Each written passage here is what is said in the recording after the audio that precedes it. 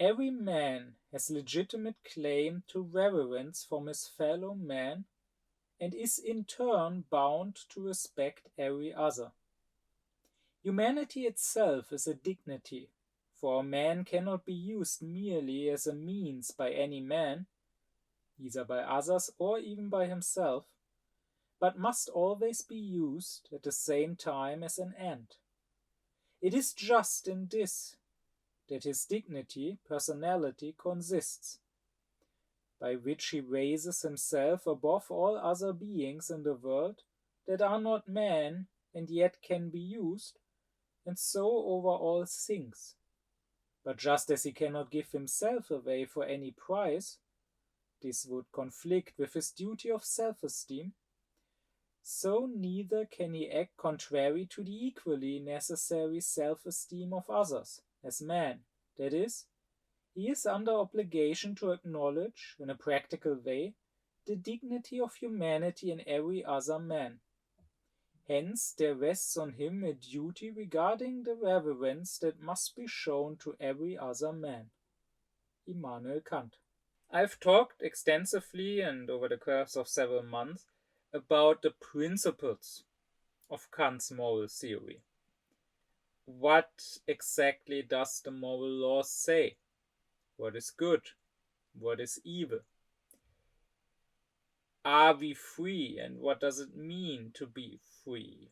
I explained that to Kant, freedom is not about following your whims, your every desire that overcomes you, but precisely being able to determine yourself, to use reason to think about what you should do, what would be good to do.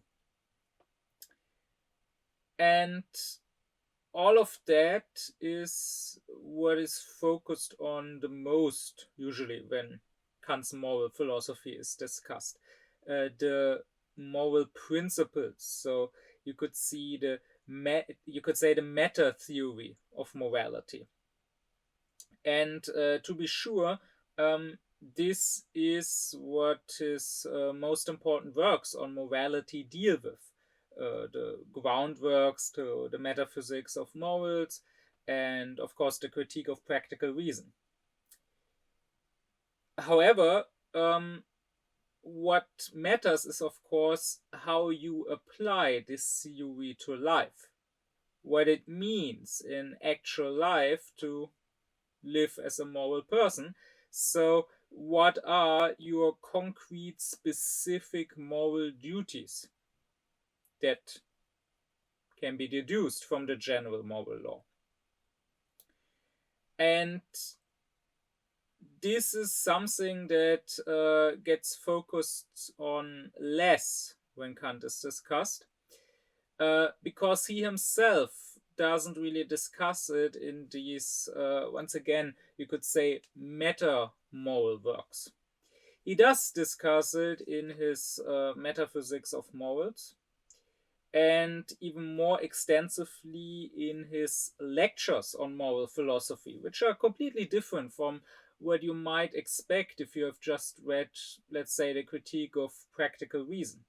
They are, and I would recommend them to anyone who wants to, well, really get a feel for Kant's actual applied ethics, for the actual moral judgments and sentiments Kant had, and what he actually talked about how you should live your life. They are much less scholarly, they are much easier to read, much closer to everyday life, and they can bring a lot of clarity. And since most people don't study those when they study Kant, even at university, I would say outside of a small, very small circle of Kant experts, most people don't read his, let's say, his lectures on moral philosophy, or are even aware that there are such lectures. And likewise, when Kant is discussed, usually, like when you have lectures on Kant, this also plays a smaller role.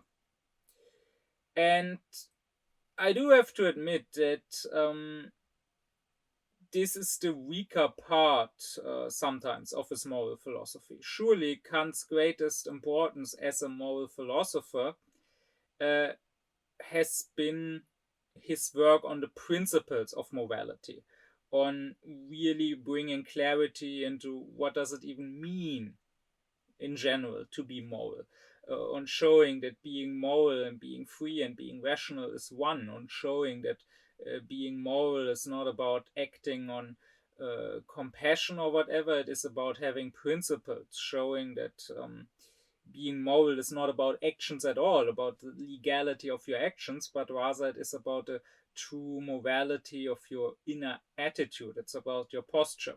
Surely, this is Kant's great achievement in practical philosophy. And as is always the case, not just in practical philosophy, but in all areas that Kant worked on, his real accomplishment is giving philosophy a firm fundament to build on. What he himself built on it, however, is often just a small, not standing very firmly, just a small shack, and it was left to those that come after him. It was left to Fichte mainly to build a real palace on that fundament. When you look at how Kant applies philosophy, you often see that here he stopped being a true philosopher, that here he was often still a person of his own time, and failed to apply the new principles that he had found. They were so new, so groundbreaking that he himself often couldn't really see fully what they would lead to if you think them through, and ended up staying with the common philosophical opinions of his time, and through some distortions, through some sophistry that he wasn't aware of, tweaking his new principles to lead to these old results, even though with those principles he should have rather overcome those results. That is not just true in practical philosophy. But even so, that does not mean that we must dismiss all of his applied philosophy. There's still a lot that can be found here and that can enrich us.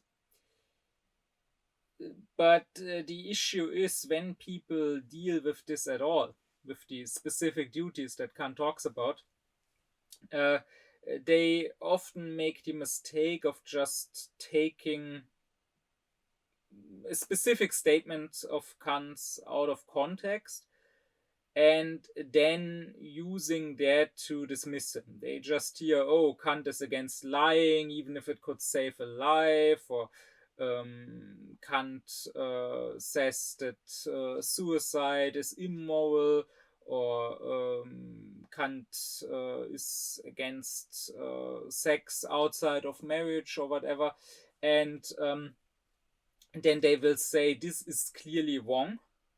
And I mean, why is it clearly wrong?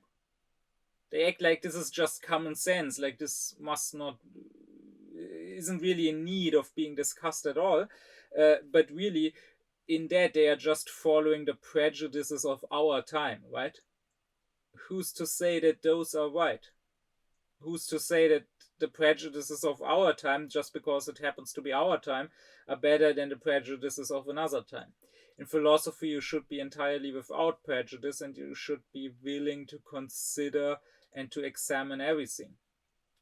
But the problem here is that often people will just pick a result and not treat it as a result. They will treat it as an opinion. We live, of course, in an age of opinion. People are proud of their opinions. When they talk about their freedom of speech, they mean their freedom of opinion, their freedom to just say any random brain fart that goes through their head. But an aufklärt person does not have opinions. An aufklärt person has firmly grounded convictions. And the difference is that those are based on principles and that they follow with necessity from those principles.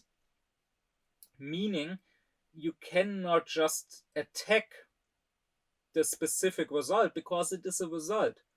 If you want to criticize it, you would have to show either that it does not follow from the principle, which, as I said, is sometimes the case with Kant, to be sure, or you would have to show that the principle itself is false. But you cannot just take the result as a mere opinion and outright dismiss it. It's a bit as if someone were to say 666, and someone else would immediately go, oh, that's the number of the beast, that's an evil number, so now I will cancel you because you said 666. But you would have to not treat this as an opinion, as if someone had just randomly said this number and could also have said any other number, but rather you should ask, why did he arrive at this number? And if, let's say, he was doing calculations and he was calculating, let's say, 6 times 111, then he was right to say 666, right? Then he had to say that because that's the correct result to this calculation. And there's nothing evil or devilish about this. So this is a problem that you can often find in public discourse, right? That people will just focus, they will treat anything as opinion and they will just focus on the specific out of context thing that was said and not on why it was said. Consider the climate debate. I often hear climate activists being accused of being alarmist, and it is as if with that word alone, oh, you are alarmist, you can dismiss them because it is clear that being alarmist is a bad thing. But it is not. It depends on the circumstances, right? If you are sitting in a house which is burning, then the bad thing, not just bad, the insane thing would be to just keep sitting there, keep watching your TV series or whatever. The right and the rational thing in this case would be to yell, to give off an alarm. So being alarmist, if there's a cause for alarm, is the right thing to do. So when climate activists are being alarmist, based on their premise that there is a climate crisis, this is the correct thing to do. And everyone who has this premise would have to do the same. So those who criticize them for that are, when it comes down to it, simply climate change deniers. Maybe they aren't all honest climate change deniers. Maybe they are not even honest with themselves. Maybe they will tell themselves that they are not climate change deniers, but really, unconsciously, they don't truly believe in climate change if they think being alarmist is somehow wrong. Likewise, at least here in Germany, the activists often get accused of being anti-democratic. They like to say, oh, democracy needs time and democracy is about compromise. You cannot just demand. This is too absolute. This is totalitarian even. But here again, democracy is just taken as a thing that is good in itself. And if you are anti-democratic, I mean, it's another question if these activists, whether they really are anti-democratic or not, but let's say they are, then you are immediately dismissed. But democracy is not something that has value in itself. It is a means, right? But has value. What is really good is the rule of law.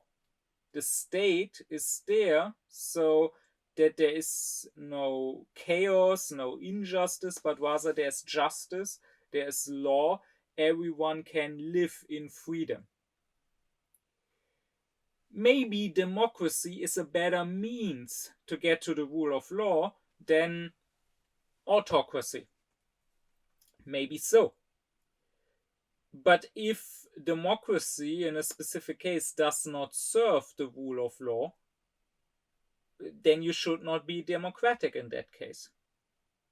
And this might sound scandalous, but this is what, for example, here in Germany, the Constitution says.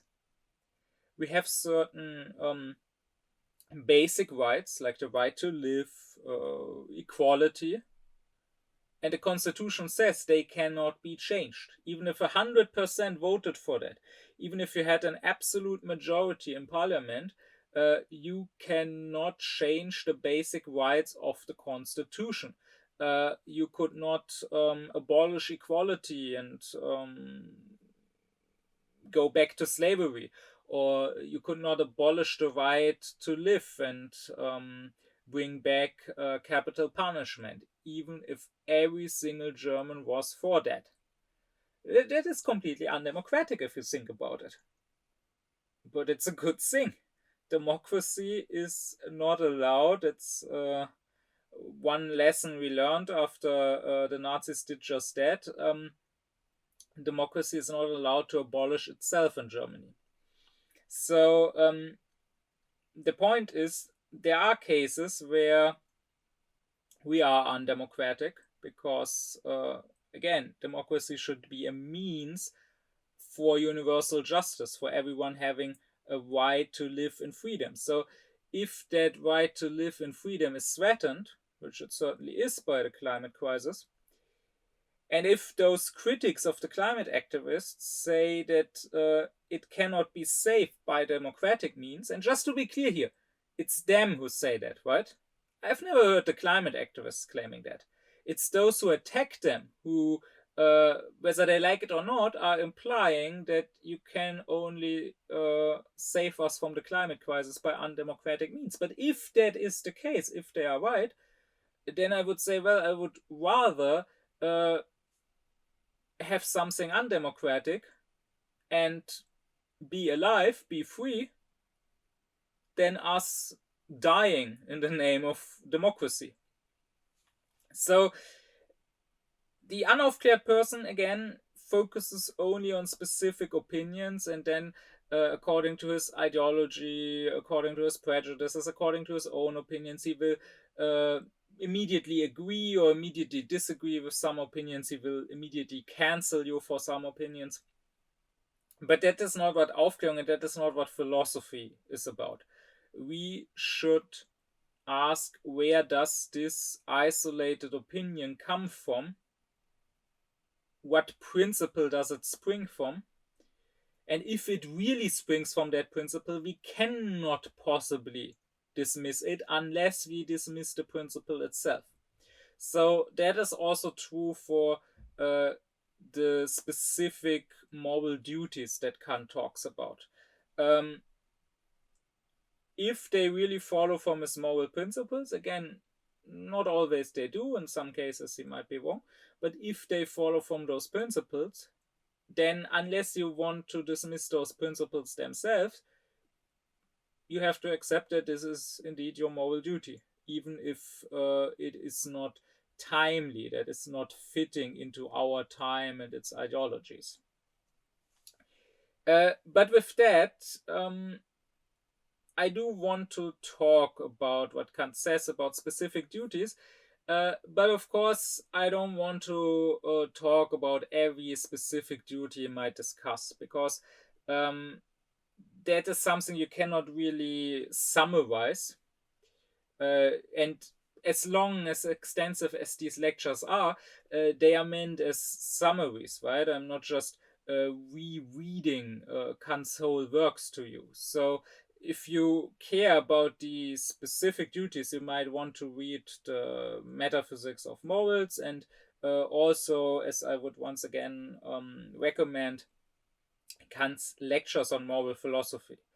I still want to make this a summary and not talk about every specific duty. And Well, when you summarize this, what you should start with is that Kant talks about four different kinds of duties. And he says that it is itself a duty to know about your duties and to understand your duties, because if you don't, then how could you do whatever is your duty? So there are four kinds of duties, because for one, Kant talks about perfect and imperfect duties, or also duties of right and duties of virtue. And then, secondly, he talks about duties towards others and duties towards oneself, which makes four kinds of duties, right? Perfect duties towards others and imperfect duties towards others, and perfect duties towards myself and imperfect duties towards myself. There is, in fact, one single fifth duty which does not fit into any of those four categories, and that is the duty to be part of a church. But that I will not discuss here. That I will discuss when I get to Kant's philosophy of religion eventually. Now, I want to start here in this lecture with talking about the duties towards others. And I will leave the rest for upcoming lectures. And when it comes to duties towards others, the first important question is, of course, who are those others? Towards whom do I have a duty? And the answer for Kant is just towards human beings. Or to qualify this a bit, Kant does not mean human beings in the biological sense, so specimen of the Homo sapiens kind, but rather what he means is rational but also sensual beings. So if we ever were to meet aliens, and Kant does believe that those exist. I will talk about this a bit more when I get to what Kant says about natural science. But this was actually the common belief for scholars at his time. That was not something that only Kant believed, that on other planets there ought to also be life, and there ought to also be rational beings. Kant did not believe that we would ever meet them. He did not foresee that we would ever have the technology to get outside of Earth, but he did believe that they are there. So, at least hypothetically, if you were to meet another rational sensual being, you would have the same duties towards that being as towards your fellow human beings. But in practice, human beings are the so far the only other rational sensual beings that we are dealing with. Now, of course, there are also beings of other kinds, Kant says. There are, on the one hand, subhuman beings, the animals, which are only sensual but have no rationality. And on the other hand, there are superhuman beings. That is, spirits, elves, fairies, trolls, jinn, angels, demons, whatever you might want to call them, all the way up to God. And Kant does briefly discuss, do we have duties towards those subhuman and superhuman beings, and he says no. In the case of the subhuman beings, of the animals, it is because they have no freedom. Because, as I explained in previous lectures, you might particularly want to check out the lecture on human dignity. morality for Kant is not based on feeling. It is not based on compassion and empathy and not hurting someone. Because why would it have value in itself that some being does not have pain but pleasure? Sure, the being itself subjectively wants that, but why would that make it something that is objectively good and objectively something that we should do? So Kant is not denying that animals are sentient beings, that they can feel pain or whatever. He's just saying that doesn't matter. It also doesn't matter when it comes to humans, that we are sentient beings. What matters to Kant is that a being is rational, and as a rational being, that its reason is practical, that is, that this being can, that it has autonomy, that it can set a law for itself. It's not just determined by a law that it is forced to follow, that is the law of nature, that is its own instincts, but rather it is determined by its own law. It can set for itself a purpose. It can decide itself what is good and then do something simply because of its own rational insight that this is good, this ought to be done. And this autonomy, this freedom, is what gives such a being its dignity. And it is this dignity of the lawgiver, of the autonomous being, that we ought to have reverence for. So, therefore, we cannot revere animals. We can maybe have sympathy and compassion for them. We can maybe even love them, but we cannot have reverence for them. They have no dignity because they have no autonomy, and therefore we have no moral duty towards them, Kant says. On the other hand, when it comes to superhuman beings, we also have no duty towards them, because while they may be rational and autonomous beings, and therefore do have their own dignity that ought to be revered, there's two problems here. One problem, of course, being that we don't even know if they exist, right? We can imagine such spiritual beings, or we can imagine God, but whether they actually exist is another question. But even if they do exist, and I mean, you cannot outright dismiss that, right? There is now this, in our day, there's this misconception that being aufklärt means dismissing anything supernatural, right? Think of the meme of the enlightened atheist. That you are especially aufklärt if you say, that's all humbug. Of course, I don't believe in spirits or angels or jinn or in God. But that is, of course, not aufklärt. It is not aufklärt to believe something completely without proof, just based on a prejudice, just because it is the zeitgeist. Kant would say that it is as unaufklärt to disbelieve in those beings as it is unaufklärt to believe in them. The aufklärt thing would be to just say, well, I don't know, and I have no means of knowing. But that is, of course, enough. We don't know that such beings exist, therefore we cannot have duties towards them.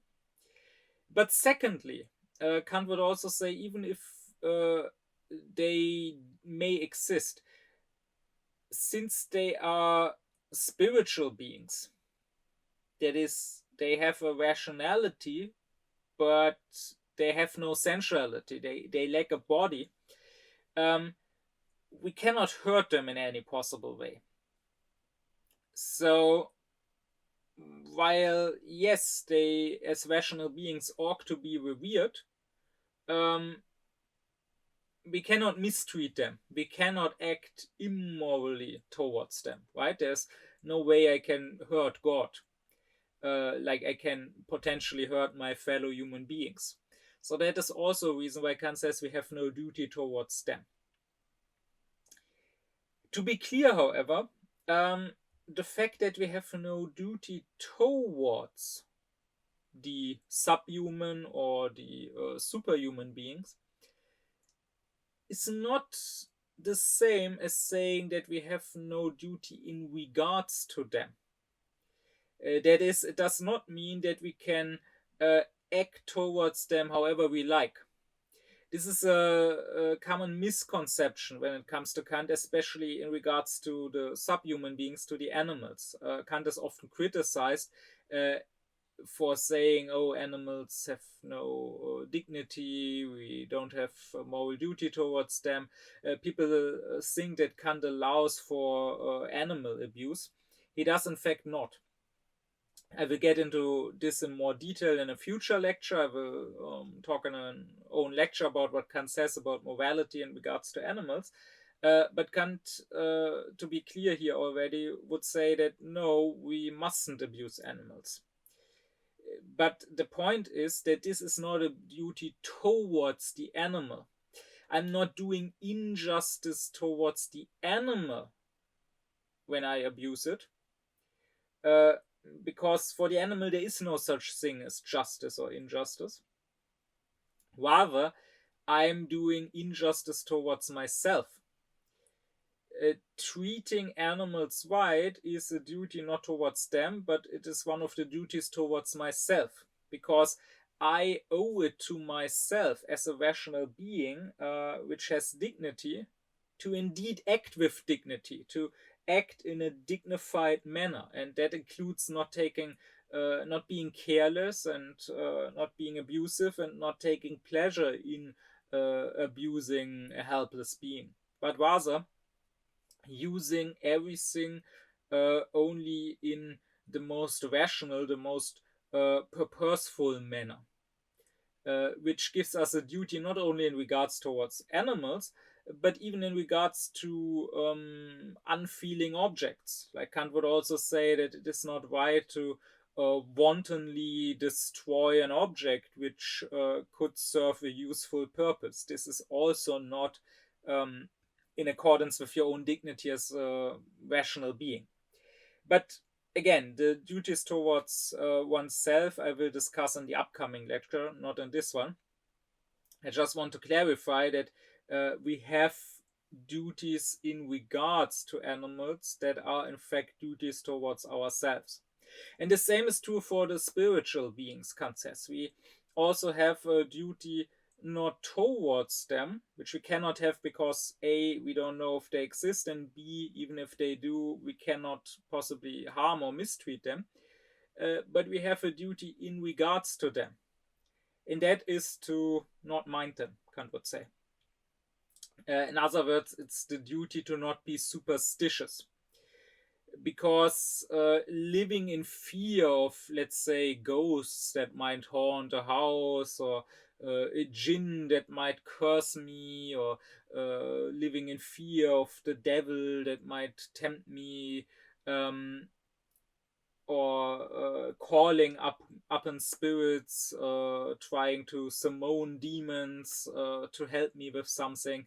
Um, Trying to talk to angels for special knowledge. Kant would classify all of that as superstition. And he would say that once again, since we have no proof that any of this works, that there's any basis to any of this, it is irrational to waste our time with that, to put our hopes in that, or to live in fear of that. And therefore, once again, it violates the duty towards myself to act in a dignified and rational manner. So Kant would say, while we cannot know that such beings don't exist, since we cannot prove they exist, and since they don't directly affect us, we should at least act as if they don't exist. You are allowed even to theoretically believe in it, to say, oh, to me it seems plausible that there would also be spiritual beings, but that belief should not have really a direct effect on how you go about your daily life. That, once again, is something you owe not to these beings, but you owe to yourself.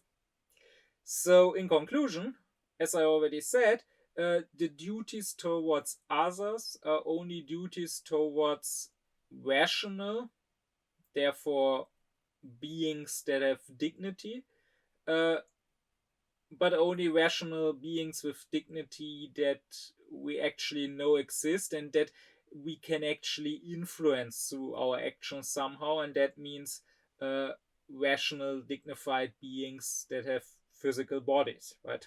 Now, as for the specific duties towards others, I can maybe be more brief than in the upcoming lectures, uh, because, well, this is what most people will think about nowadays when morality is talked about, right?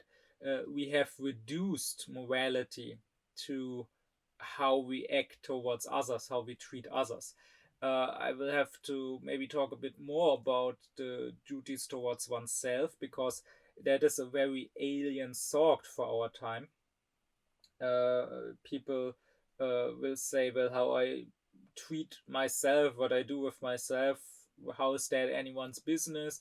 I'm not hurting anyone, even if I mistreat myself. They will not understand that, for example, committing suicide is a moral issue. They will say, sure, it's sad, it's bad if someone commits suicide, but they will not say he's being immoral by killing himself. Um, so this I will have to address in the next lecture.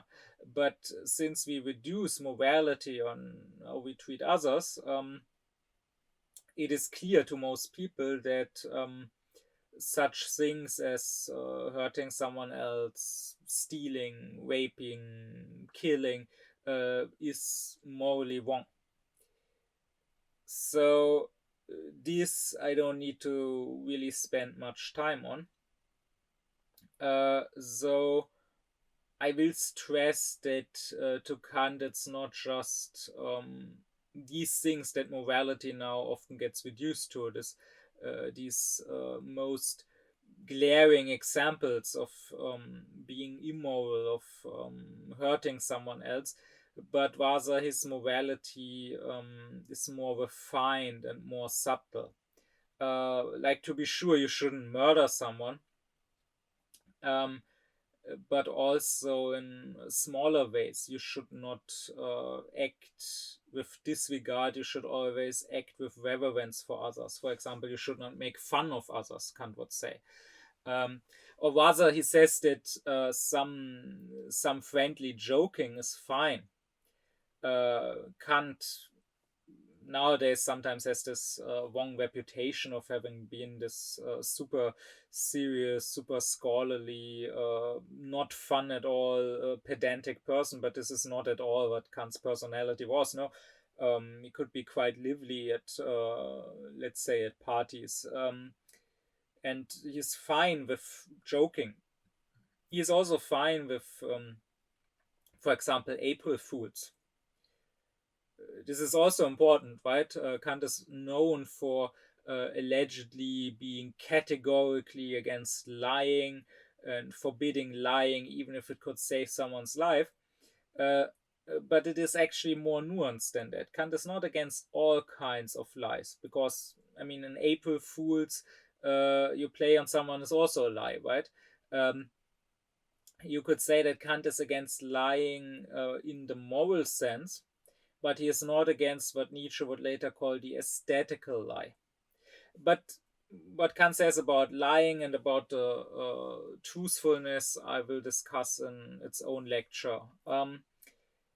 The point here is that Kant would say it is okay to play in April Fools on somebody, maybe. But what is important, he says, is that you should only play jokes in a manner that the one you play them on can laugh with you, and you are not just laughing about him.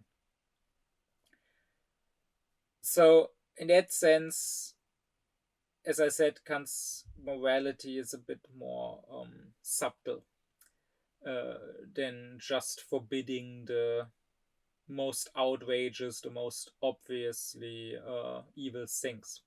And you should keep in mind that to Kant, morality is based not on sensuality, not on how people feel, and not on their ability to feel pain. And morality is not about preventing pain, but rather morality is based on freedom, on people having autonomy, and therefore having a dignity that you ought to revere. And that's precisely the reason why Kant's morality is more subtle, why he's not just forbidding something that will make the other person scream ouch, but rather what he tells you is to have regard, to have reverence for others' freedom. So, for example, for that reason, Kant says you should not cause a scandal if you can avoid it.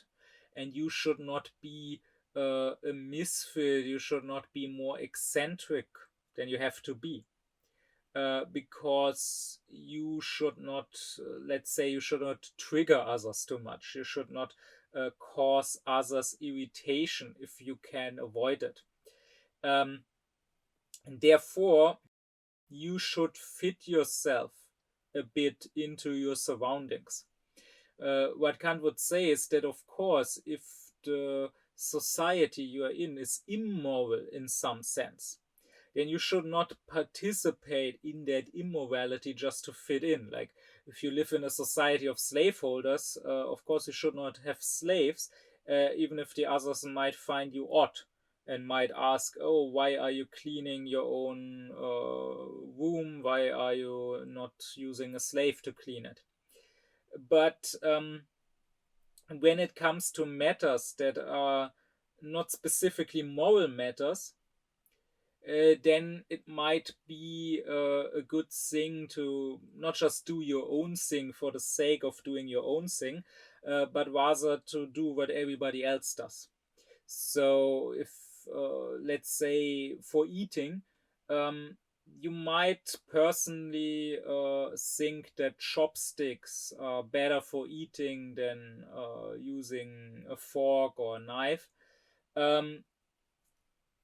But if you are here in the Western world and you are invited for dinner somewhere, you should not cause a scene and insist on eating with chopsticks when everybody else uses a fork and a knife, but rather you should just make yourself fit in and go eat with fork and knife, even if you think that it's somehow better to use chopsticks.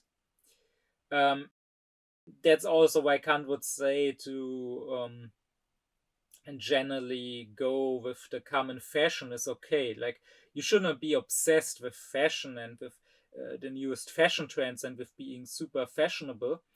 But his point is that you shouldn't really go out of your way to completely do another thing. Like, it would just be ridiculous if nowadays you dressed, let's say, like a medieval person. Maybe you think that their fashion was better. Maybe you can lament that we changed our way of dressing, but we did. So now you should at least somewhat fit in if you have no good moral reason not to. Which is what Kant himself did, right? He wore these white powdered wigs, for example, that you wore in the 18th century, not necessarily because that was a rational thing to do. I mean, let's face it, it was quite a ridiculous fashion. Why would everyone have to walk around in a wig? But people back then did. It was just the thing you did to look proper. Like today, to look proper, you will wear a tie. Which, let's face it, is also a ridiculous fashion, right? Why would you have a completely useless strip of cloth just dangling from your neck? It doesn't make any sense. But Kant made himself fit in that way.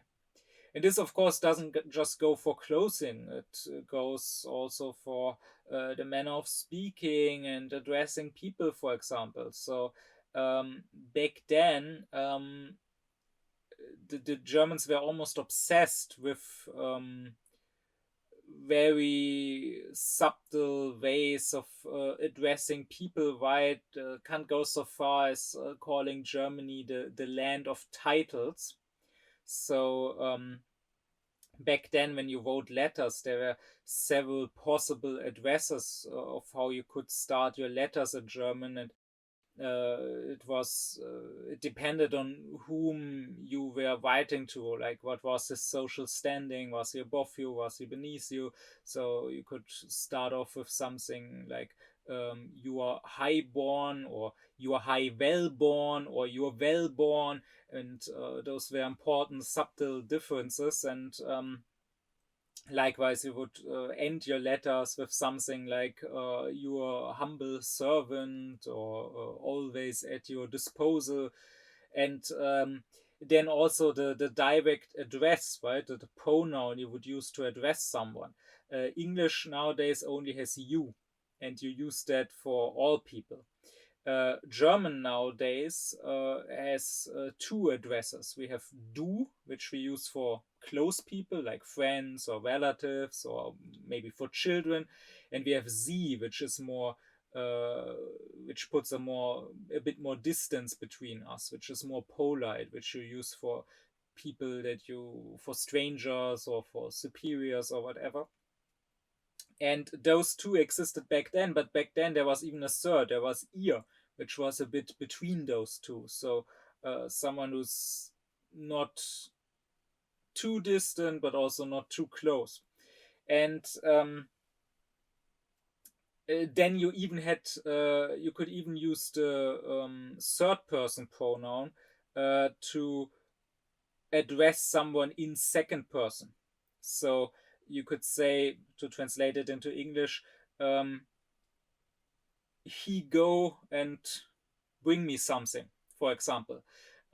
Which was, for example, how you would talk to the servants, right? You would not address the servant with you servant, go and bring me something, but you would say, servant, bring he something to me. And the point with this is that Kant found this useless, and complains that German, of all the European languages,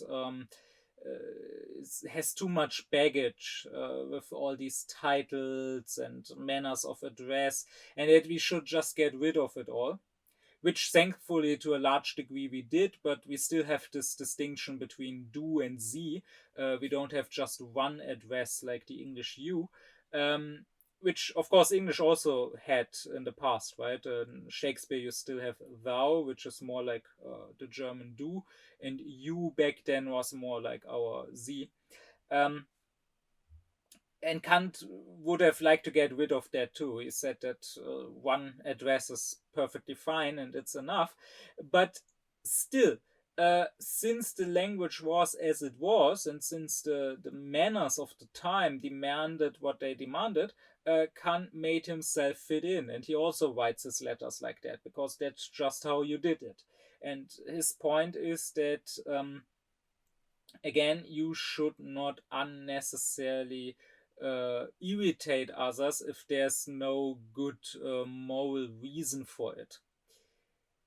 And here in this, you can maybe find that the age of Aufklärung, I mean, it's not just Kant specifically, it's also others in the time, like, for example, Knigge, who is still, at least in Germany, somewhat well known, at least his name is, for having written a book on manners. But nowadays, no one reads the book on manners that he wrote. The book titled From How to Deal with Human Beings. But rather, we just have this image in our head that manners, it's about stiffness, right? It's about following all these stiff rules, submitting to this yoke of unnecessary rules, caring about what side of your plate the knife is on, and what side the fork is on, and not putting your elbows on the table while eating, and so on. But that is a more modern sense of what manners mean. Manners being stripped of all life, so to say. Rather, the 18th century, be it with someone like Kant or in the case of someone like Knigge, had more, let's say, more care, more grace, more tolerance, more liberality in how you deal with others.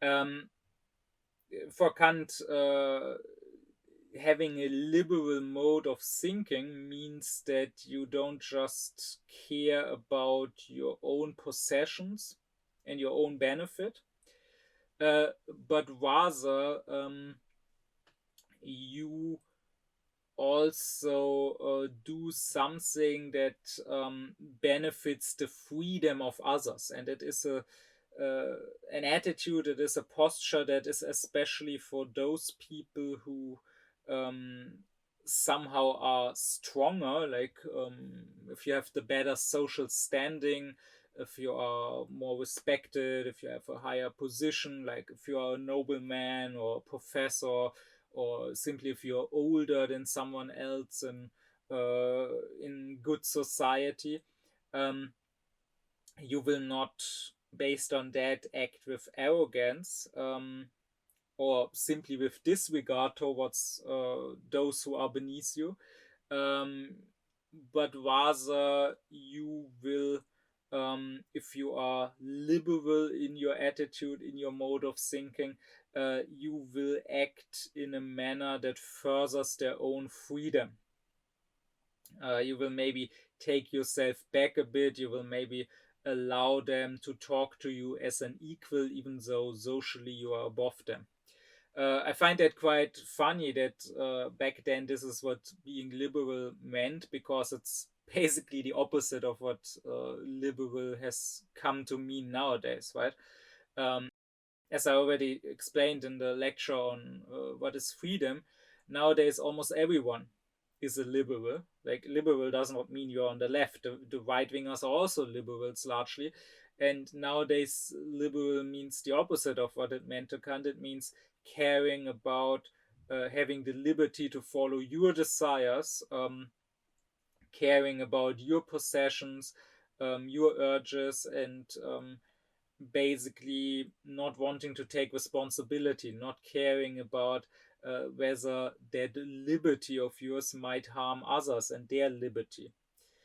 Um, but be that as it may, for Kant, the way he defines manners, manners is not about mindlessly following some specific rules of conduct, but rather truly having good manners is not being pedantic, it's using your own power of judgment.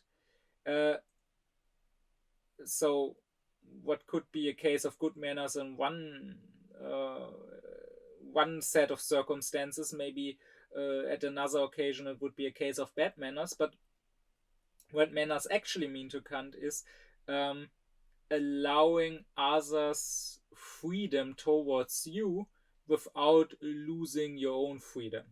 So allowing them to act free, um, giving them some space, so to say. Um, so when you are, I don't know, when there's food, not just eating all the food yourself, but allowing others to have some food as well, for example, that would be a case of manners.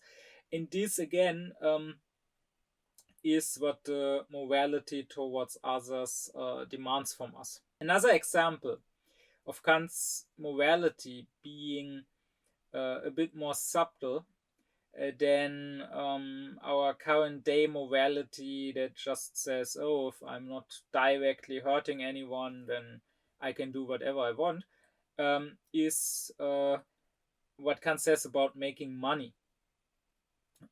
Because he would say that it is immoral to not want to work and to want to make money in an easy manner, without having to work, and maybe at the expense of others. So examples that Kant himself uh, gifts are, for example, wanting to make money through the lottery or gambling. Kant is not against doing it as a game to have fun and to pass the time. So he's fine with you playing cards, let's say pokering, but you should do it just as a game. You should not try to make it your main source of income or to get rich through it. You should not become a professional gambler. Um, Another example Kant gives is if you try to become wealthy through superstitious manners. So back in his day, the examples he gives is trying to make gold as an alchemist, right? The alchemists who try to find a way to make gold out of lesser metals like lead, and also seeking buried treasure. That was something that back in the day people did. There was this belief that there were treasures to be found in the earth, and that through some magical means, like using a divining rod, you could maybe find them, or that maybe you could summon some demon who would point you towards that treasure. And that, to Kant, is not just nonsense, it's also immoral. And this is something I think that still in our day and age we can apply very well, uh, even if the specific methods might have slightly changed. The spirit of those methods is still the same. So nowadays, when it comes to the superstitious methods of getting easy money, people will probably not try alchemy and try making gold, or they will not try seeking treasures buried in the earth. But now they will try things like manifesting, right? You have these, you have whole communities, you have a whole scene, for example, on TikTok of mainly young women who the TikTok witches, so who believe that they are witches and that they can manifest things, and by things they usually mean money. So they think that if they just imagine it strongly, then the money will somehow come to them. And on the other side, the lottery gambling of course still exists, and what got added to that nowadays is another kind of gambling, gambling on the stock market, or gambling with cryptocurrencies, right? This is more of the male version, while these TikTok witches are usually female. This manifesting is usually done by young women. You have many usually young men who dream of getting rich, getting wealthy through, I don't know, crypto, um, in order to be able to buy a Lamborghini and drive through Dubai with it. And Kant says at one point, man may be as artful as he wants. He still can't compel nature to adopt different laws. He either must work himself or others for him. And this work will rob others of as much of their happiness as he wants to increase his own above the average. So most people would not classify this probably as immoral or evil. Maybe they would say that this is nonsense, like at least in the case of these superstitions, right? That you cannot manifest money, just like you cannot summon a demon who leads you to a treasure, or like you cannot make gold. And in many cases, of course, the gambling with the lottery, or with poker or whatever, or also the gambling with stocks or with cryptocurrencies, is also nonsense, will not make you wealthy. But most people would not classify this as being immoral, and they would not understand why it should be morally bad. They would say, well, I'm not harming anyone. Like, I'm not stealing the money, I'm not taking it from others, so let me be. But to Kant, this is immoral. And of course, even the claim that you are not harming anyone is wrong, because you don't want to just have the money, right? You don't want to be like Scrooge McDuck and just swim around in your money, but rather you probably want to spend your money. You probably want to own a big yacht. You want to own a big mansion. You want to fly to places. You want to go shopping for designer clothes. You want to drive around in your Lamborghini. You want to live in Dubai. And of course, thereby you are harming people. You are taking part in the exploitation of people. You are taking part in the exploitation of the earth. You are contributing to the climate crisis. You are supporting despotic, tyrannical regimes like the one in Dubai. Um, so, this very lifestyle clearly is evil. You are not directly dirtying your hands. You are not, so to say, punching someone directly yourself, but that does not make it better. You are being thoughtless and not thinking about the consequences of your actions for others. Um, but even with that aside, uh, Kant's point is that you want to live at the cost, at the expense of others, right? You want to make a profit, but not everyone can make that profit. Like, there are tons of ads, including here on YouTube. I see ads. I see um, some some guys. It's usually guys who look very sleazy and talk very sleazy. Some finance gurus who promise that you too can become financially independent. Just buy my coaching and I can teach you how to become a millionaire within some years. So by the time you're 40 or by the time you're 30, even, you can already retire. And I mean, to be sure, those people seem to have found the key to becoming rich quick, at least for themselves. That is by selling their coachings. Um, but they keep saying, oh, everyone can become financially independent. But of course, that's a lie. Um, Now, maybe every specific individual can become financially independent. Like, I could become financially independent. I mean, even that is questionable, right? There's probably a lot of conditions that are needed. There's a lot of lucky circumstances of birth, of how you grow up, and so on involved. But that aside, okay, maybe every individual can become wealthy and financially independent, but not all people together. Because who would grow your food? Or who would buy that mansion for you? You want to live in Dubai? Well, then you need a bunch of slaves that build all the skyscrapers in Dubai, right? Uh, if those slaves were financially independent like you, they would probably not slave away for that. You want to drive a Lamborghini, someone needs to build it. You want to constantly go shopping for new clothes, well, someone needs to work in a sweatshop in Bangladesh for a few dollars for working 40, 15 hours a day. Um,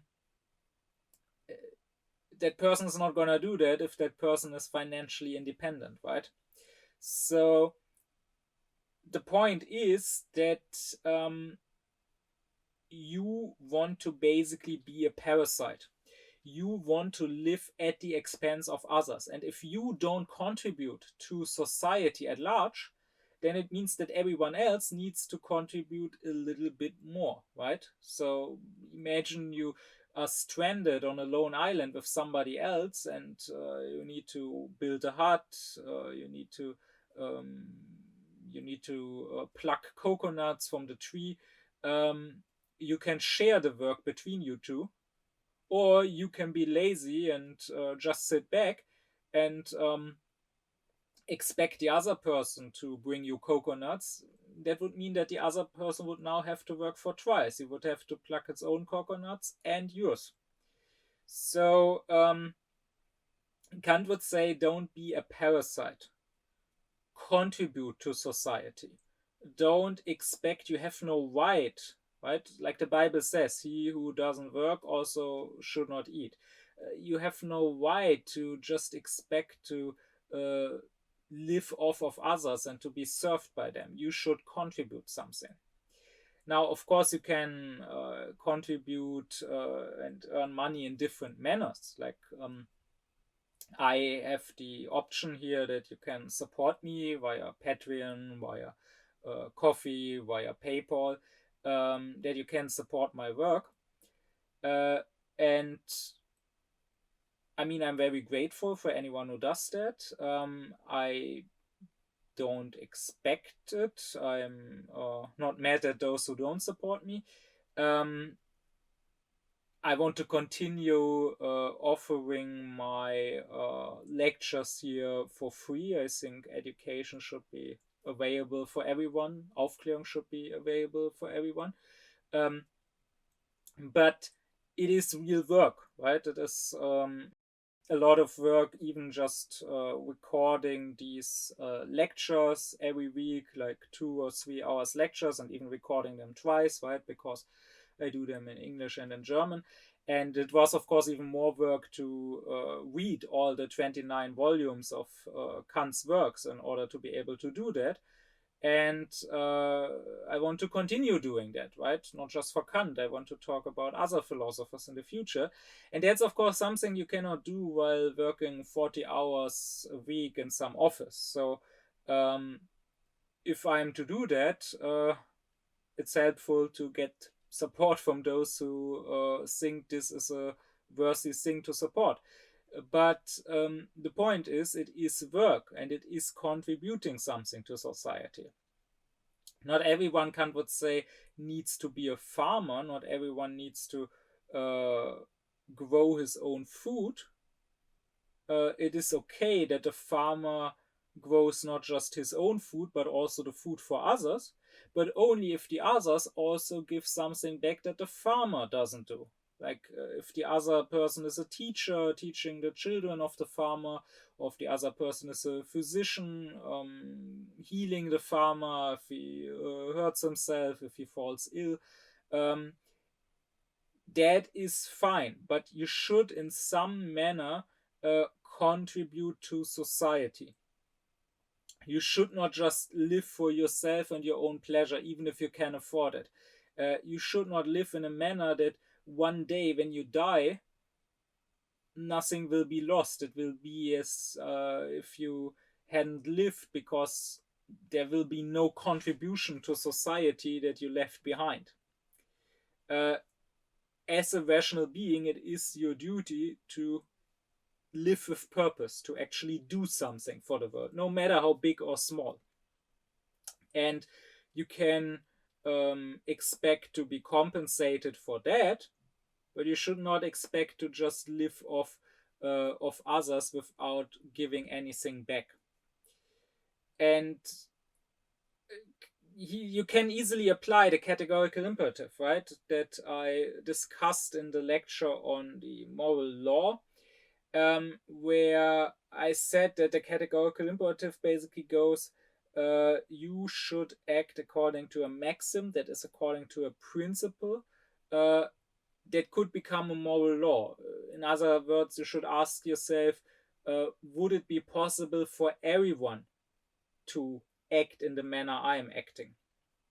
And here we can clearly see that, as I said, not everyone can become financially independent. Maybe every individual can, if even that, but we cannot all become financially independent at the same time, right? Because then we would starve. we need others to still work, and thereby we know that if we stop working, this is not moral. So uh, this is not just a duty towards others, actually. This is at the same time also a duty towards myself to live as a rational being, to live with dignity, because Kant would say in these kinds of profit, where you get money for nothing, where you just make money without having done anything for it, Kant says in this manner of profit, there's something that a person has to feel ashamed about. Now, this leads me to one more important point.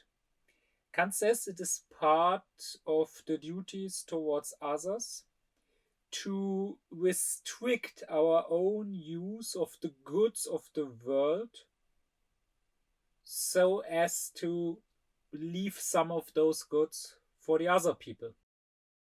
So basically, think of the fact that you are not alone in this world. The world as such, the objects of the world, are of course not moral subjects. So potentially, I can do with them whatever I want. Potentially, I can make them all mine. I can use them for my purposes. But since I share this world with others, I have to share the goods of the world too, right? If I get stranded on a lone island and there's one palm tree with, let's say, with 10 coconuts, of course I can eat all 10 if I want. But if another person is stranded there with me too, then I can only take 5 coconuts for myself, and I have to leave the other 5, that's the only just thing to do, to that other person. So let's say you are at a buffet and there's all sorts of food. You should not just eat all the food yourself. Sure, potentially you can, it's free food, it's meant to be eaten by the people there, but it is your duty towards the other guests who are also there to also leave some for them. To again, it's morality to Kant. It's not about pain; it's about freedom. So to leave something for their freedom, to let them be free. Just the other week, I was at such an event, a summer party of the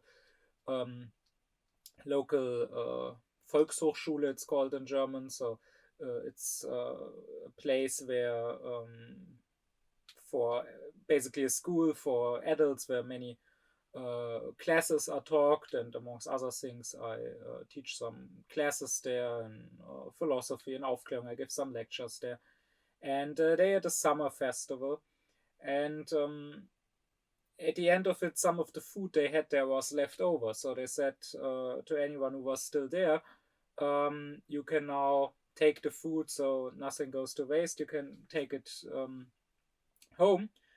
And I could have taken all the food, of course, but that's not what you do in that situation.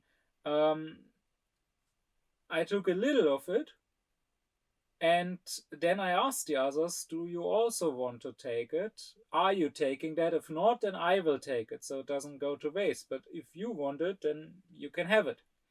And this is actually an example that Kant himself sort of uses.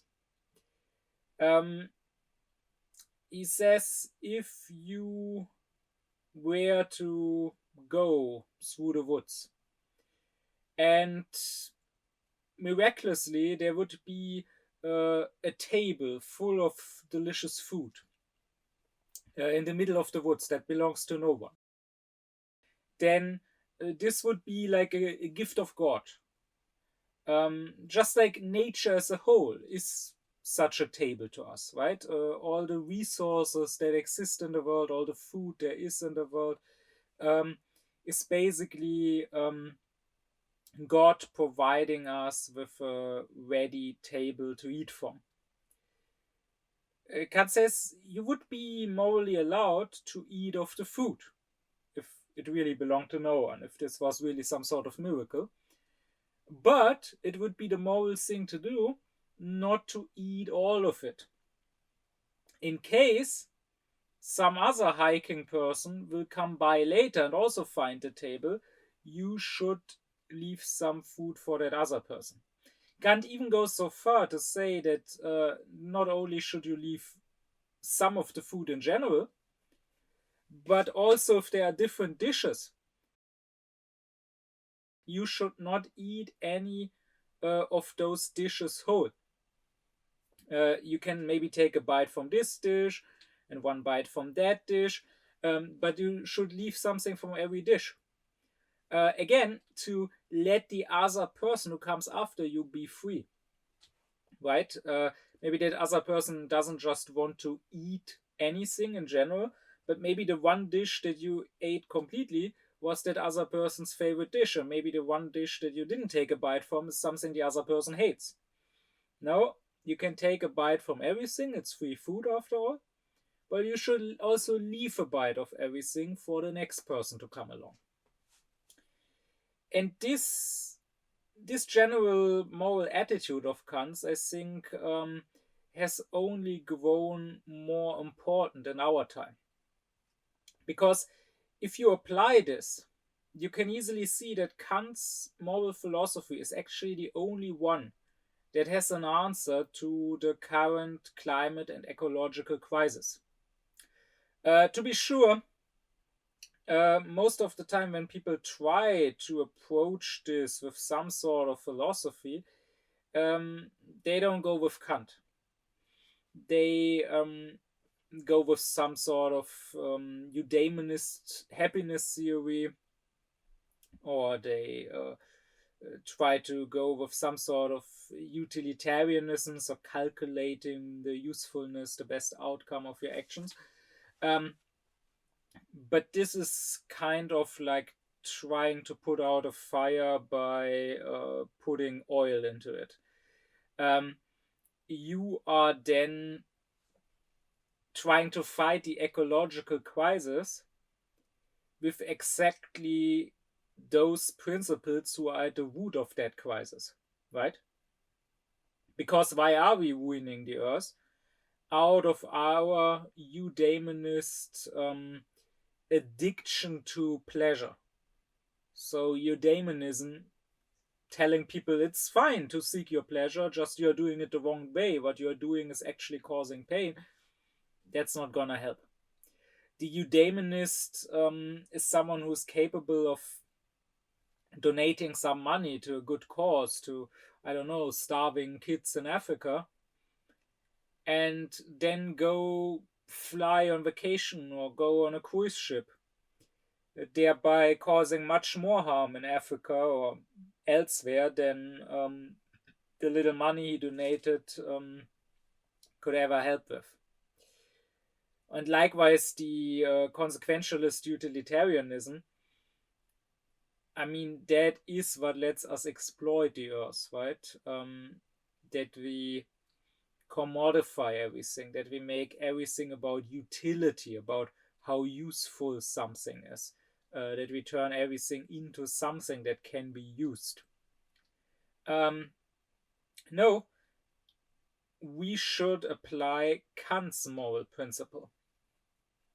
And then we can say, well, we owe it other people,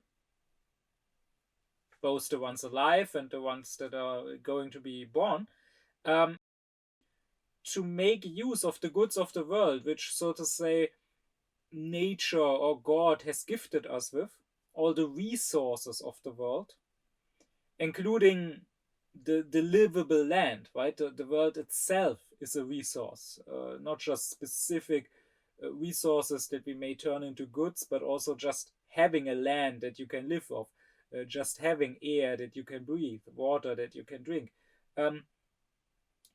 We owe it other people to make use of those resources, which, sure, potentially we can use, are free for us, only in a manner that leaves some for others as well. Let's go back to the example of the island with one tree with 10 coconuts.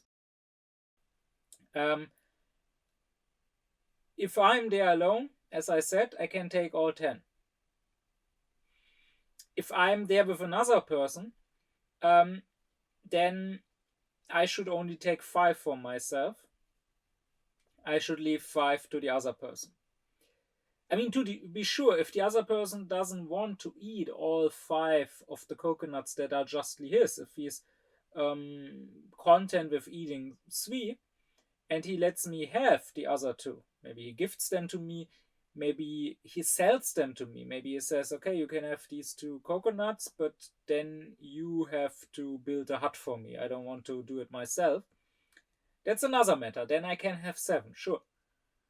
But that's his decision what to do with his coconuts, whether to eat them or whether to give them to me.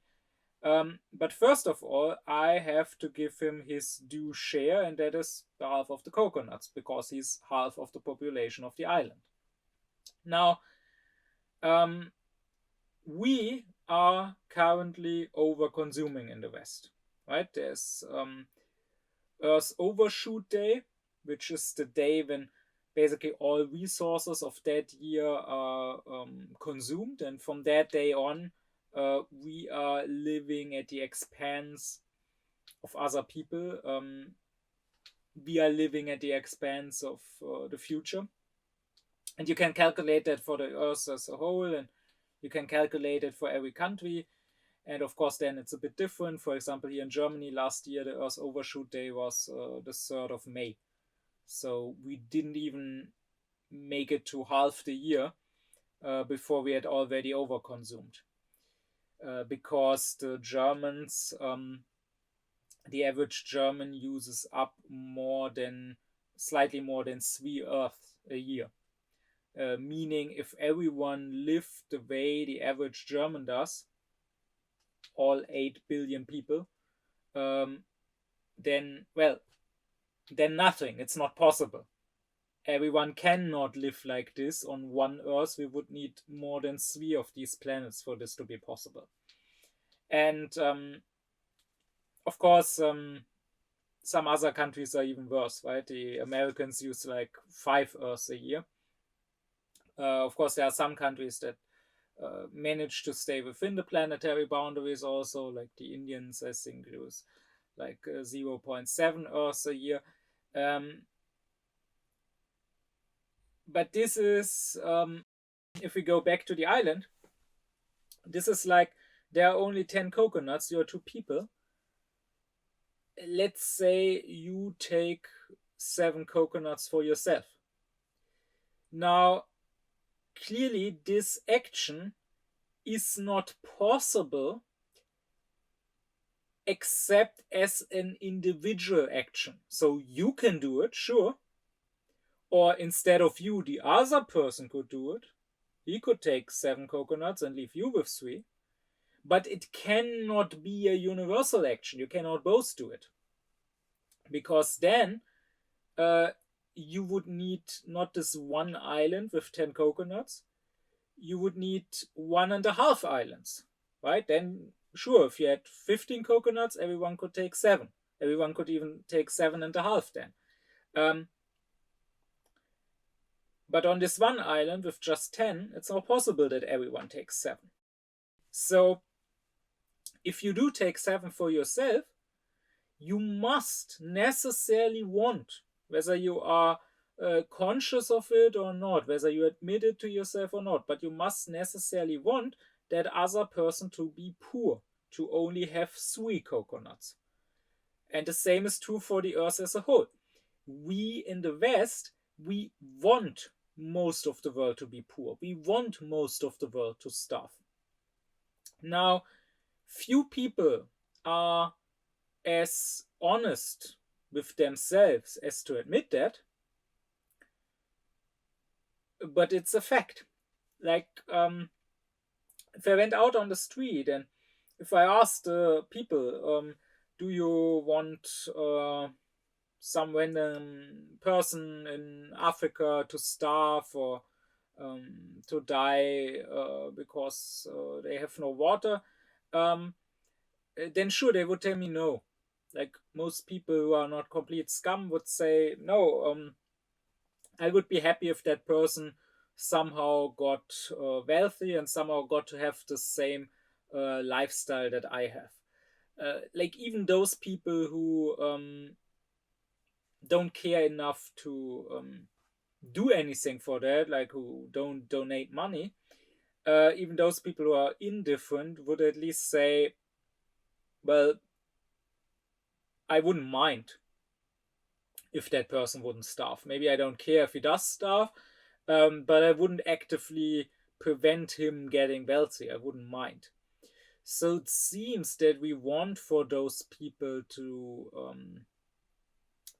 live a better life. But again, we can only want this for individuals. Like if I point at one individual person in a poor country and ask you, do you want for him to get wealthy? Do you want for him to have food? Then you can say, sure, I I wouldn't mind that. Or even if I point at an individual country, if I say like, should let's say Uganda or should let's say Ethiopia, um, uh, would you have anything against that country industrializing and modernizing and getting to a Western standard of wealth and of living? Um, then sure, people would say, no, why would I mind? But you cannot possibly want for all 8 billion people on Earth at the same time. You cannot possibly want for all states, all nations at the same time to get to our standard of living. If I ask for one specific thing, like let's say you drive around in your SUV, all those people who, those liberals who talk about freedom a lot, right? That's why I said earlier that nowadays liberal means wanting liberty for yourself, even if it takes liberty from others. So all those people who talk about freedom, who say,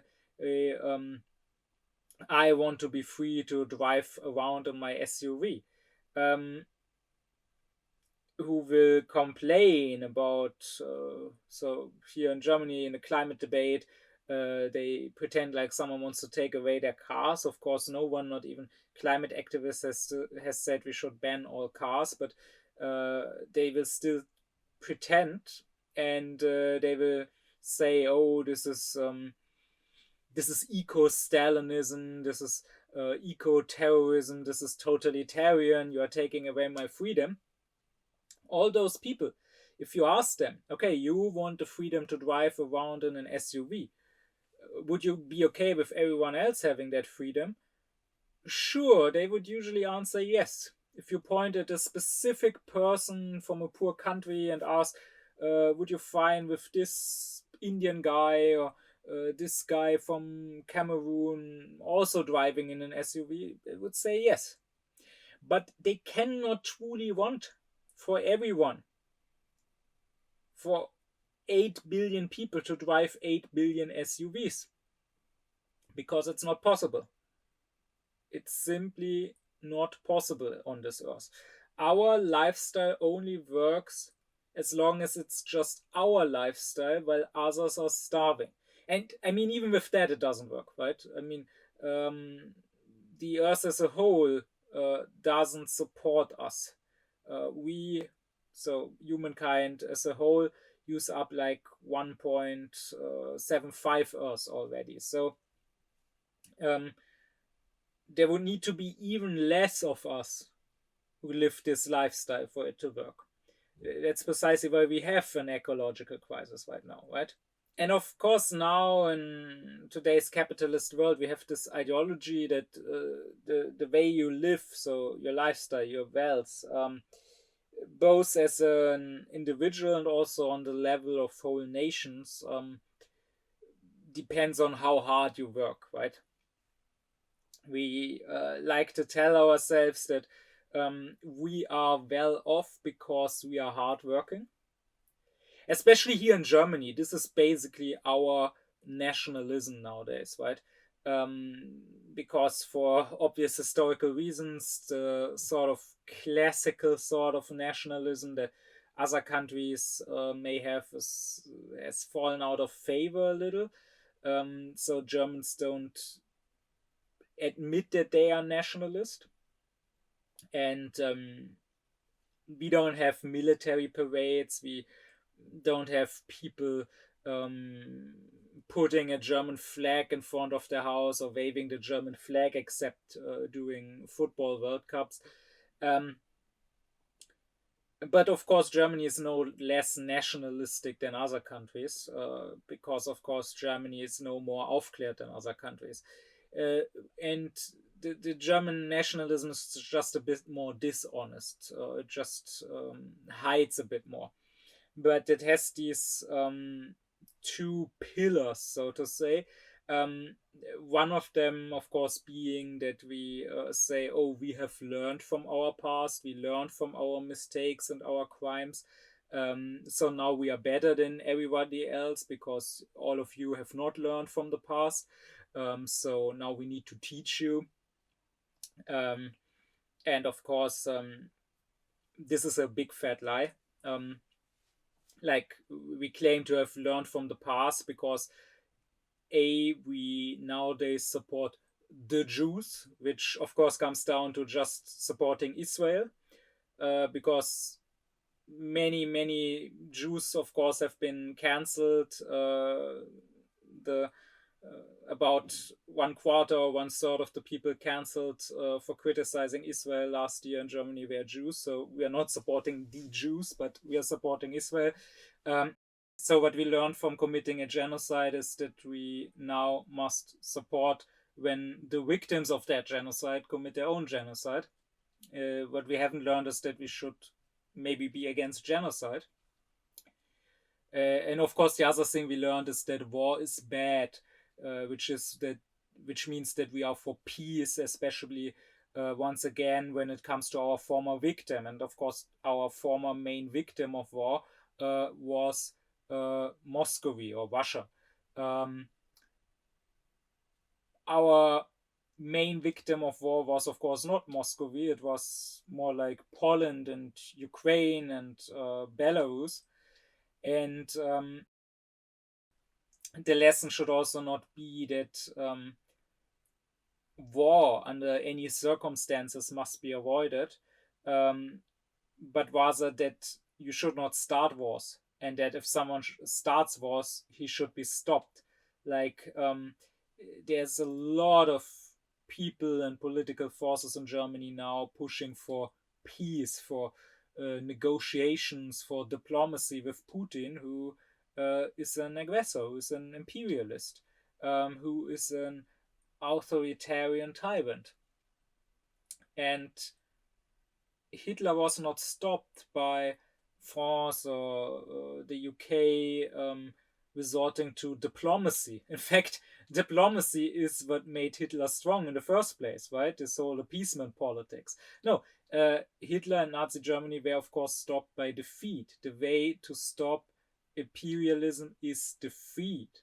And then after Muscovy would get defeated, maybe they could reform and they could join the other nations in peace. But you cannot just avoid all conflict and let an aggressor walk all over you. So, of course, we have learned nothing. But this is the one pillar of our nationalism. And the other pillar is we are hardworking.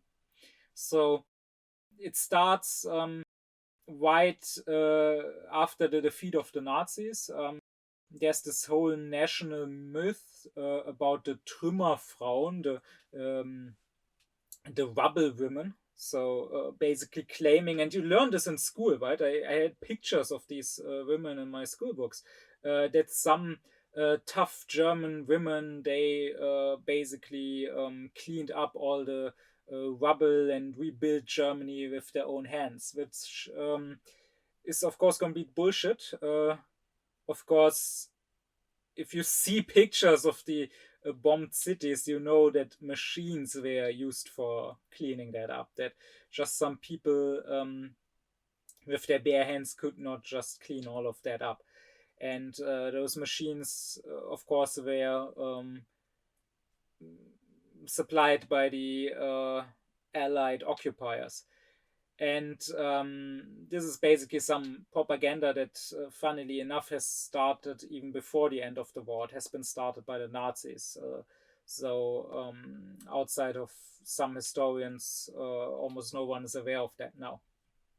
But it starts there, saying that we built our country, we had no help. And then it goes on saying, oh, we worked so hard, that is why we had the Wirtschaftswunder, the economic miracle in the 50s, and why we became so wealthy, and we became the world champion of experts, and basically we are hardworking, that's why we deserve our wealth, right? We don't need to feel bad about others being poor, because we have not stolen anything from it. We gained it through hard work. So if they are poorer than us, right, that's the ideology I'm talking about. That, of course, not just Germans have. That is at the root of this whole capitalist system. If others are worse off than us, it's their own fault. It's because they didn't work as hard. And for some reason that I'm sure has absolutely nothing to do with racism, it's mainly brown people, right, who happen to be poorer than us, and therefore, by this logic, seem to just be lazy and not working as hard. Of course, we are not as honest anymore as we were 100 years ago, when we were honest about being racist, and when we would have said, sure, those people are just subhumans, they are just not as good as us, and that's the whole explanation. Um, but at the end of the day, it's still the whole explanation. We have this ideology that everyone can go from a dishwasher to a millionaire, or at least to owning his own house. And so, if you don't have a house, if you're still a dishwasher, then it's your own fault. It's because you didn't work hard enough. Now, of course, if you think about it, it's really questionable if, let's say, some woman in Africa who daily works several kilometers just to get water for her children, carries several liters of water on her head, if she's really less hardworking than some guy who sits in an office all day and half the time doesn't even do anything because really he just has some bullshit job that's not even needed. But the thing here is that people ignore that they don't exist in a vacuum, right? It's the problem with the liberal ideology that sure talks about freedom, and when everyone is free, then there's free competition, everyone has the same chances, and so who wins and who loses is really just dependent on the people and how hard they work. But this assumes that you are starting off basically as a grown-up in an already existing society. And that's, of course, not the case. You start as a baby, and you need to first be grown up. You need to first be raised. And it starts even there, right? If you are born in some poor country, in some failed state, and as a child, you don't even get to go to school.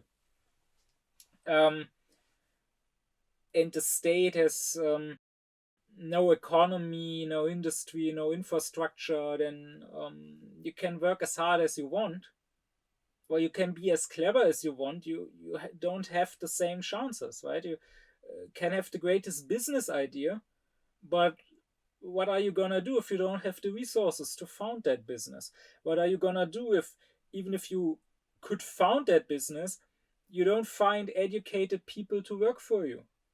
And you don't have the infrastructure. There's no electricity that you would need for your factory, and there's no roads through which you could get the resources you need, or through which you could ship your goods. And there's no market because people have no money to buy your goods. So this is completely different from growing up in some Western country, getting a free education at school, and then there's already a pre-existing infrastructure and economy. You don't even have to found your own company, you can probably get hired by one that actually already exists and already does well economically. So you really don't have to do all that much. I always find it funny when people talk about this hard work, that apparently all of us more or less do that, right? Like most people finish school and most people find a job somewhere. It can't actually be that hard if it's what everybody does. It's always my rule. It goes for anything. Likewise, when people think that it's special when someone has a doctor title, a PhD, there are so many, it can't actually be that special, right? Um, the special things are usually rare. The things that are really hard, like, I don't know, winning a gold medal, in winning Olympic gold. Okay, that might be a little harder. That's not that common. But working at some company can't really be that hard.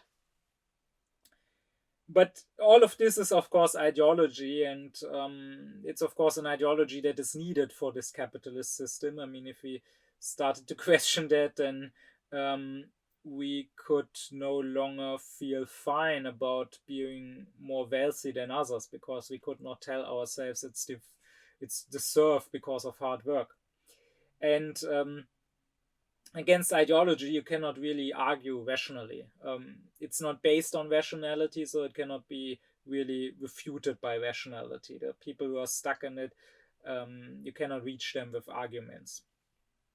But if we put this ideology aside, if we consider things as they actually are, then we would have to admit that once again, I can ask people on the street, would you be fine with some person or even some nation that is currently poor becoming as wealthy as you? And they would say yes.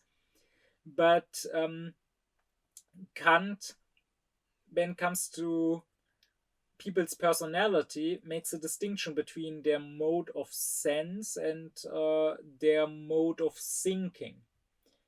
I talked about this in the lecture on the good heart and on compassion.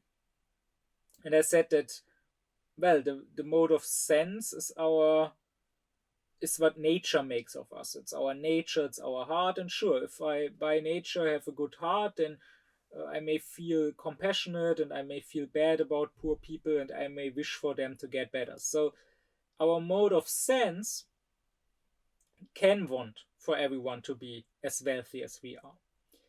But the mode of thinking is about our actual principles, whether we are aware of them or not.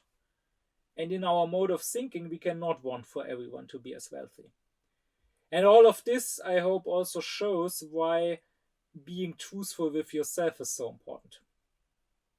I will get into that more when I talk about truthfulness, but I also already did talk about it in the lecture on the radical evil, where I said that to Kant, basically, the root of evil in the human being is deceit, is our ability to lie to ourselves. We can only be evil by telling ourselves that it's okay, that we are not actually being evil. So, through this ideology, for example, I can only use more of the goods of the world than I should be using by telling myself that I deserve it. So, going back to our lone island, I cannot just pluck 7 coconuts and let the other person just eat 3 and admit to myself what I'm doing there. I would feel bad. I can only do that by telling myself, oh, I have 7 coconuts because I worked so hard. If the other person would start working just as hard, then he would also have 7. And by ignoring that, no, there are only 10. We cannot both have 7. That's not how math works. So, with all of that in mind, I hope it's clear why I say that it is precisely Kant's moral philosophy which is needed nowadays in this time of ecological crisis, because we could take the general categorical imperative, as I discussed it in my earlier lecture on the moral law. The categorical imperative that says act only according to a maxim through which you can want for it to become a universal law. So in other words, act in a manner that you can want everyone to act in. So that would still work if everyone acted like this. We can take this general categorical imperative and we could very easily deduce from there an ecological imperative, which would basically say live within the planetary boundaries. So act in a manner that is consume the goods of the world in a manner that you can want everybody to act, to consume in, right? So only take so much that if everyone took as much as you are taking, we wouldn't need more than one Earth. And this we can demand of everyone, right? This is so obviously a correct principle. There is simply no argument why one person should be allowed to consume more than is possible, to consume so much that if everyone consumed as much, we would need more than one Earth, because that would necessarily imply, for it to work, that others should consume less. And there's no justification for that. So you cannot possibly disagree with this ecological imperative unless you want to openly be selfish. Unless you want to say, well, I don't care about being just. I will just take as much as I want, and if it means others have to take less, then that's their problem, not mine. Unless you want to openly admit to that being your principle, I don't see how you can disagree with this ecological imperative. And this is great because with this we can put all sophistry aside, right? Usually in the whole climate and ecological debate, there's a lot of pseudo arguments that people use to get out of their moral duty. Like you tell them, what you are doing, you are consuming too much, what you are doing is harming the planet, you're producing too many emissions, and they will go, okay, that might be true in general, we would have to change our lifestyle, but if I as an individual change, it's just a drop in the ocean. It won't be any use as long as the others don't change. Or sure, we may be consuming too much, but the Chinese are emitting even more, so they should start. If we start, it's not gonna change anything unless the Chinese also change, and so on and so on. All of these arguments with the ecological imperative, you can easily defeat them. You can simply say, you have the duty not to consume too much. You have the duty to stay within the planetary boundaries. Like, if, let's say, again, you're on the island with the 10 coconuts, but now you are 3 people, and you are taking 4 coconuts for yourself.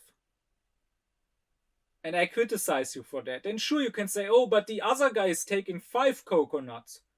So for the third guy, there's only 1 left now. Before I stop taking 4, the other should first stop taking 5.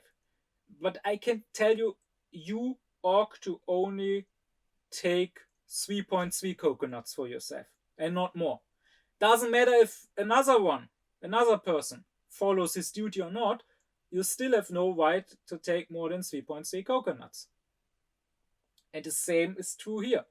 Doesn't matter how much others are flying or what the Chinese are emitting, we should stay within the planetary boundaries. We should consume in a manner so that we can say it's not my fault if everything goes to shit. I live in a way that could be a possible lifestyle for all 8 billion people, and that could work. I use up less than 1 Earth a year. As soon as you use 1.0000001 Earth, you are already overstepping. You are already committing evil. Even if other people use up 2 Earths or 3 or 5 or 10. So you could look at your ecological footprint, and if it's too large, if it's so big that not everyone could have this footprint, then you are clearly leading an immoral lifestyle. That's the least we could ask of anyone. So, of course, I will add to that in our society, since we are not on a lone island, right? We are in a society, and we are taking part in this society. It's hardly possible in a Western society to live in a manner that you only use up one Earth. Um, you can, of course, try as an individual to reduce your ecological footprint as much as you can. You can try to eat no meat and to only eat organic food and locally grown regional food and seasonal food. And you can try to not waste energy and to only get renewable energy for your light and so on. And to not drive by car but go by bus and so on. But then, what is the bus fueled with? You have no direct influence on what they fuel the bus with. And if you live in an apartment, in a house, then sure, in your apartment, maybe you can get renewable energy for your light. But what about in the light in the staircase? Where does that energy come from? That's not your choice. That's the choice of the owner of the house, right? And so on and so on. You can buy your food seasonally and regionally, but the store itself, where does the energy for the store, for the heating and for the light and so on come from? And what about the trucks that bring the food to the store? How are they fueled and so on? So whether you like it or not, you are, unless you leave society and go live in the woods, you will hardly be able to really completely reduce your ecological footprint. There are some things that are just out of your influence, so to say, which goes to show the truth of what Adorno said, that there is no right within the false, right? As long as we live in a false and an unjust society, it's not really possible to live a fully just life, right? Likewise, here we are on the internet. What energy are the servers run on? What is the conduct of companies like Google, which owns YouTube, right? We don't have direct influence on that. And sure, that is often also used as an argument, right? And this is some sophistic argument that is even used by leftists, who will precisely say, oh, this whole ecological footprint thing, it's just a scam. It was made up by big companies to put the responsibility on the consumer's shoulders and not be responsible themselves, which of course is even true. Like, I'm not denying that it was invented and used for that. But then on the other hand, we also shouldn't fall for this leftist tendency to act as if normal people were complete innocent victims. I mean, those companies, they are not floating in a vacuum. They are not existing on their own. They exist because people buy from them, right? If people stopped buying, if people boycotted them, those companies would go bankrupt. There was this slogan of the peace movement in the 70s here in Germany. Imagine there's war and nobody goes there. Well, I like to adapt that and say, imagine there's capitalism and no one goes shopping. So the individual consumer, of course, does have a responsibility. even though this should not be used to distract from the company's responsibility. So you should try to reduce your footprint as much as you can.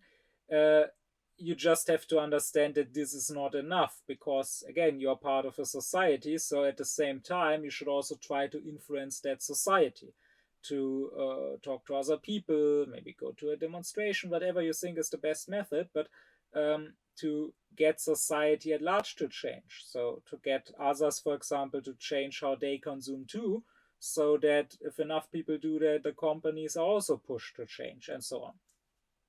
But again, we can say, based on the categorical imperative, if we apply it to ecology, it is our duty towards others to only make use of nature, of the goods of the world, in a manner that makes it possible for others to still be free, to still make the same use of it also. But with that, that's all I want to say about duties towards others. And after this, next, I want to talk, and I want to talk more extensively because it's a topic that is more untimely, that people will probably have a harder time grasping, about the duties towards oneself. My deep thanks be to my supporters: Thomas Deuringer, Gernot Klaufen, Benjamin Lehning, Oblomov, Ökobong, Samet Özkilic, Elif Özün, Yasin Özün, Alexander Reuter, Lisa Rinner, Ron Suhl, as well as to all others who support me and my aufkläring cause.